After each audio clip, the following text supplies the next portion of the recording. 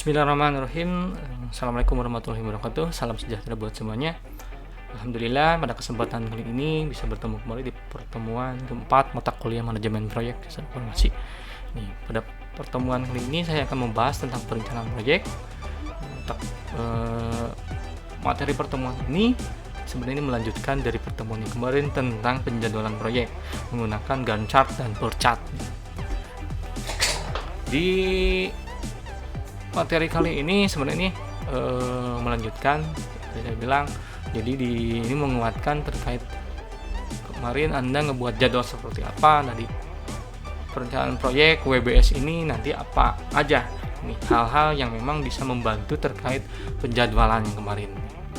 Untuk yang kemarin kan Anda ngebuat penjadwalan menggunakan software Microsoft Project. Kenapa saya harus menganjurkan menggunakan Microsoft Project? Karena di Microsoft Project itu udah otomatis ketika Anda ngebuat schedule apa, tasknya apa, nanti akan muncul grafik dan sebagainya.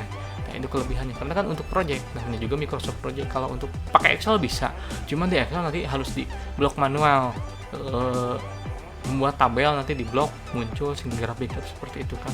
Kalau di ini project itu akan otomatis. Nah, di pertemuan kali ini untuk pengenalannya di perencanaan proyek ini yang pertama, aspek paling penting dalam suatu proyek adalah mencapai hasil keinginan sesuai tepat dan anggaran.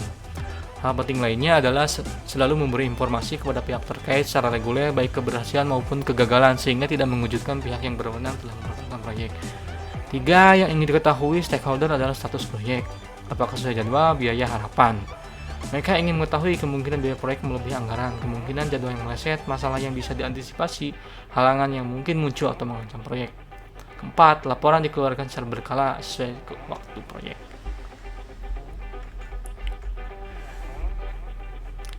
Mempelajari proyek dengan cermat dan hati-hati dan menyusun rencana secara efektif dapat meminimalisir potensi kejutan. Itu pasti, kejutan pasti itu.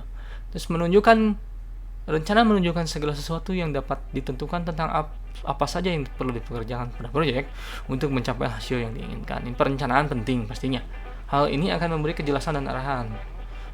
Hal ini juga akan membantu untuk menentukan di mana kita berada dan apa yang perlu dilakukan untuk sampai ke sana. Suatu rencana baik atau buruk adalah lebih baik daripada tidak ada sama sekali. Paling tidak dengan rencana yang buruk memiliki potensi perbaikan. Nah, ini dalam slide ini dijelaskan bahwa perencanaan ini dalam mengelola sebuah proyek, merencanakan sebuah proyek itu, rencana itu harus ada karena kita kan dengan sebuah rencana kita bisa memprediksi ini baik atau buruknya seperti apa ke depannya, sehingga kita kan bisa melihat potensi perbaikannya apa aja poinnya.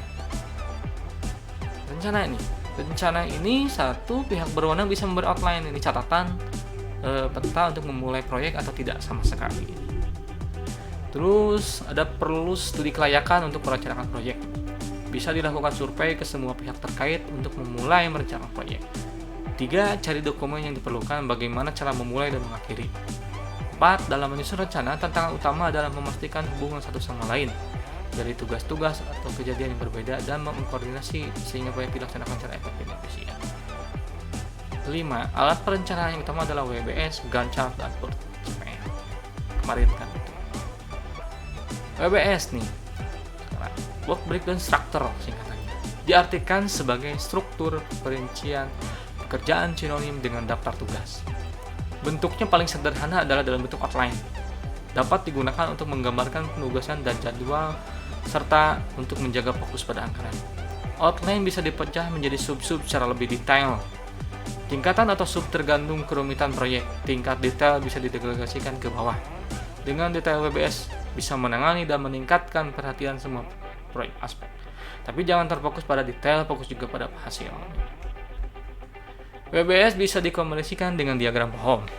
Hal ini bisa menjamin totalitas proyek. Setiap sub tugas memerlukan estimasi jam kerja, berapa lama dan berapa biaya. Itu pastikan tugas ini misalkan dibagian oleh analis, ini berapa hari, jamnya berapa hari, programming berapa hari, jamnya berapa hari, seperti itu. WBS bisa memberikan indikator tentang sumber daya yang diperlukan oleh manusia. Jika ada perjalanan, memerlukan biaya akomodasi dan lain-lain. Hendaknya berfokus pada hasil, jadi outputnya harus dipikirkan juga. Contoh, programmer jangan berpaku pada loc, ya, tapi tidak setidaknya harus melihat juga nih jalan programnya seperti apa nanti. Nah, Terakhir sampaikanlah kepada stakeholder rencana tersebut. Jadi setiap pekerjaan yang Anda buat dalam WBS ini, Anda harus bisa menjelaskannya, menyampaikannya ke sebuah stakeholder sehingga nanti bisa dipahami. Ini persepsinya bisa sama ke setiap orang, baik yang mengerjakan proyek itu tim developernya atau tim dari customer yang menginginkan sistem yang kita buat itu. Aktivitas dasar WBS ini: 1. Mengidentifikasi kejadian atau tugas subtugas untuk mencapai tujuan. Itu harus ada tugas dan subtugas untuk tujuannya apa. 2. Menggambarkan aktivitas dengan outline, diagram pohon atau kombinasi. 3. Memperkirakan tingkat usaha yang diperlukan, waktu mulai dan selesai. 4. Identifikasi sumber pendukung, kapan tersedia, berapa lama ini, kapan dan bagaimana dikembalikan. 5. Tentukan tanggal target penyelesaian setiap sub. 6. Buat daftar deliverable. Dan 7. Mendapatkan persetujuan terhadap rencana. Ini aktivitas dasarnya ya standar sih. Ketika mulai pekerjaan ya kita harus punya tujuannya apa. Tujuan ini digambarkan dalam sebuah diagram outline, terus nanti kapan diperkirakan ini bisa selesainya, mulai dan kapannya, terus sumber pendukungnya apa, ini orang ini dan sebagainya, alatnya, target penyelesaiannya kapan, daftar ini yang bisa diselesaikan, ini deliverable-nya kapan, tanggal selesainya ini lihat, dan dapatkan persetujuan rencana tersebut melalui dari setiap stakeholder ini. Ini pembuatan WBS ini sebaiknya lepas dari alokasi staff. Baru setelah terbentuk staff kita alokasikan, ya karena kan work struktur jadi memang dibuat oleh manajer proyek atau yang sesuai levelnya. Staff kan itu hanya urusan teknis biasanya. Jadi tugasnya paralel atau dependen. Paralel bisa dilakukan secara bersamaan, berurutan, tapi juga bisa sama-sama pengerjaannya. Atau dependen bisa dilaksanakan setelah yang selesai. Terakhir nih, atau setelah WBS sendiri, tanggung jawab selanjutnya adalah memonitor kemajuan sesuai WBS. Ini monitor hal penting, ya, controlling itu hal yang sangat penting dalam sebuah proyek. Ketika ini selesai, dikontrol juga. Ketika ini belum selesai, dikontrol juga pengerjaannya dari awal sampai akhir. Kegunaan WBS ini ada 4. Membantu memastikan tingkat akurasi dan kelengkapan pendefinisian pekerjaan dan mendapatkan komitmen proyek. Kedua, menjadi dasar penganggaran dan penjadwalan. Ketiga, menjadi alat kontrol pelaksanaan proyek. Dan terakhir, membantu memastikan tingkat akurasi dan kelengkapan pendefinisian pekerjaan dan mendapatkan komitmen proyek. Ini kegunaannya ya. Jadi ada 4 penting kegunaan. Akurasinya bisa ini komitmennya, anggaran penjadwalannya, alat kontrolnya, dan tingkat akurasi yang ini lebih tepat kalau ada WBS. Ini contoh WBS dalam membuat sebuah proyek rumah. Anda bikin rumah, yang pertama menggali dulu, membuat fondasi pasti, memasang rangka dan sebagainya, untuk rangka bawah, rangka atap, baru itu ditembok, nanti ditembok, ditesnya dirinci lagi sub ke sub, ada memasang batu bata, memasang dan sebagainya, melapisi semen. Nah, udah itu baru pasang atap kan. Nah, mungkin setelah ini pemasangan tembok udah semen, ada lagi mau ngecat dan sebagainya, itu kan di sub lagi. Itu contoh. Atau ini ada contoh project dengan biaya 38 juta dibagi project 1 ini dibagi menjadi 2 project 2 ini. Nanti di project 1 ini dibagi lagi perencanaan biayanya ini, coding biayanya ini, tes biayanya segini. Project 2 sama, perencanaan biaya segini, coding biaya segini, tes biayanya berapa. Nanti dirinci dari plan yang seharga itu, dirinci lagi berapa tas nih, dibagi 2 aja misalkan, atau dibagi 70-20, itu silahkan, itu tergantung dari kesepakatan nanti. Kode ini tesnya berapa biayanya dan sebagainya. Jadi kenapa disebut seperti ini, nanti kan kelihatan ini selesainya kapan, biayanya kapan, akan lebih enak nanti pengerjaannya. Tanggung jawabnya lebih jelas lah, seperti itu.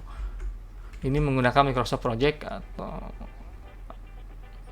ini menggunakan WBS Schedule Pro ini.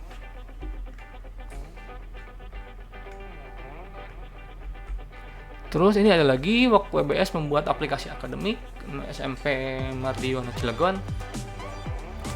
Misalkan Anda bikin aplikasi akademik, yang pertama alurnya apa nih? Alur itu dibagi lagi menjadi beberapa bagian. Pertama ada analisis kebutuhan, dirinci lagi ke subbabnya apa.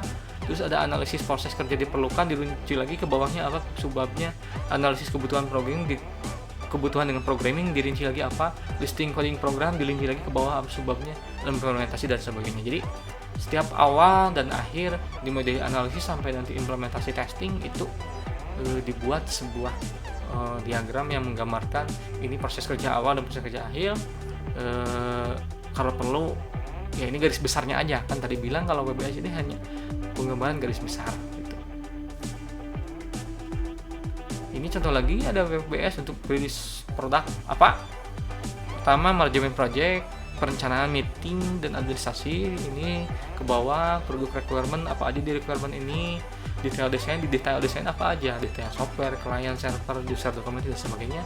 Development ini apa aja dirinci lagi, integration test apa aja. Jadi semua berurutan ini WBS akan terlihat kan nanti dari sini akan Anda akan mudah task project management planning berapa hari biaya berapa, meeting berapa hari berapa, nah itu kan di penjadwalan seperti itu. Nah ini beberapa contoh yang memang menggambarkan garis besar dari sebuah WBS. Jadi WBS ini kenapa kan bisa, dengan WBS ini akan bisa lebih mudah kita ketika membuat sebuah perencanaan proyek, karena di sini terlihat task dari awal sampai akhir, terus bisa juga dimasukkan biayanya dan sebagainya, sehingga nanti kita bisa memperkirakan oh ini bisa selesai kapan dan tanggal berapa, seperti itu kan ya. Silakan nanti kalau ada yang ditanyakan via WhatsApp juga atau via email atau via media di e-learning, saya akan bikin forum diskusi pertanyaan ya nanti biar lebih mudah pertanyaan. Karena kan materi ini hanya dibagi dua, nanti di pertemuan ke-5 ada lanjutan WBS seperti apa. Ya, cukup sekian video penjelasan tentang perencanaan proyek menggunakan work, brief, dan structure. Mohon maaf apabila dalam penyampaiannya terlalu cepat. Jangan lupa like dan subscribe untuk mengembangkan channel ini ke depannya. Ya, terima kasih. Sampai ketemu di video selanjutnya. Assalamualaikum warahmatullahi wabarakatuh.